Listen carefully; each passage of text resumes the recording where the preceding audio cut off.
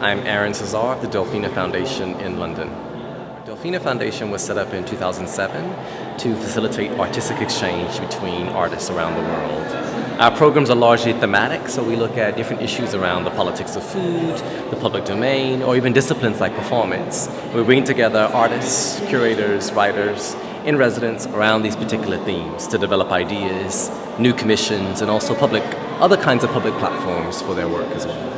In 2014, we had an expansion of our space, our physical space. I'm in London. We nearly doubled in size in terms of being able to host up to 50 artists or curators in residence a year. And now we see our expansion being more in regards to the thematic and curatorial themes that we take on and how we employ kind of the arts within a wider context of society.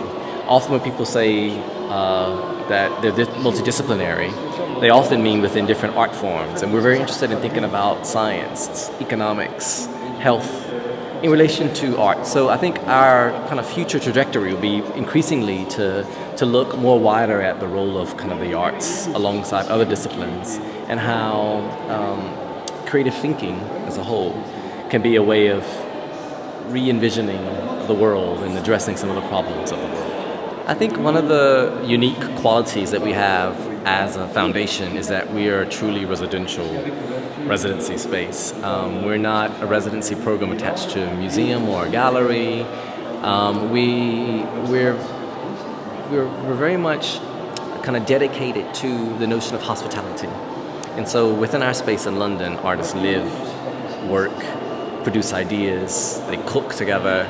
And I think that makes the kind of engagement that we have with them as an institution very different and very kind of unique. There are other foundations in London, there are other kind of residency spaces kind of even in London. I think kind of, again, what also makes us different too is the thematic focuses that we take on board. So we invite artists to come and think together around a certain idea. And we invite artists from all over the world to do this, not a very specific region, but what we really try and do is take a specific question or idea and challenge it. To listen a lot. I think before starting any new initiative, I think one must really kind of go out into the world and talk about this idea to different people. If it's an art foundation, then certainly talk to artists, talk to curators, talk to collectors, talk to funders, and also think about yourself within the scope of your work. I think that's what's really important. At Delphina Foundation, the notion of family kind of really stands out to us because we think of all of our staff as well as being very integral to how the artists develop their work. And so I think with any kind of foundation, any personal initiative, one has to kind of think about their personal aspirations and how they're going to grow and develop alongside it. But more importantly, it's trying to think about what kind of need you're addressing. We don't need another foundation just to have another foundation, but we need a foundation that can do something that is unique. Because otherwise, maybe instead of setting up a new foundation, one should just be supporting foundations that already exist, rather than trying to duplicate kind of aspects. So I think I would encourage people to listen a lot, because understanding why you do something and understanding why you're doing it and for whom you're doing it for are really important kind of questions to tackle before you set something up.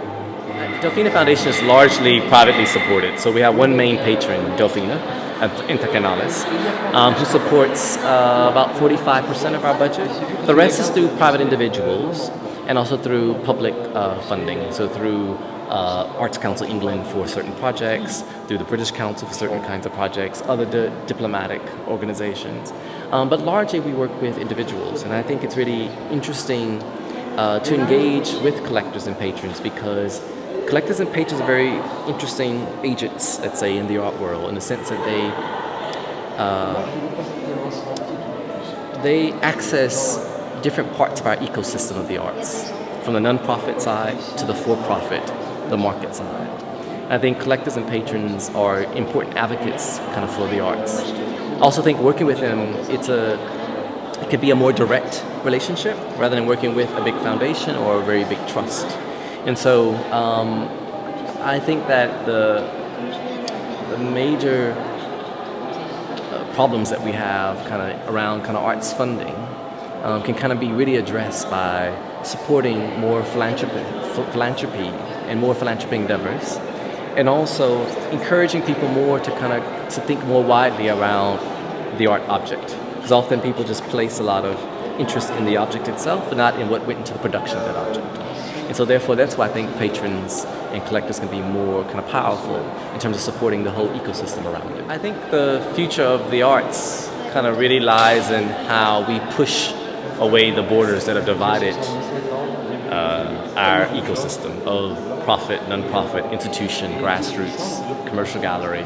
I think what we've learned from the most recent economic downfall, and also what we learned from looking at current politics, is that we need kind of new models within the arts world. And I think what that model is a hybrid of all those things I've mentioned, where you don't necessarily have institutions doing one thing. We're doing several things. But there's a danger to that as well, because when you're doing one thing, you do one thing really well. When you're doing many things, you do many things really badly. So I think getting the mix of the amount of activities that an institution will take on is really important.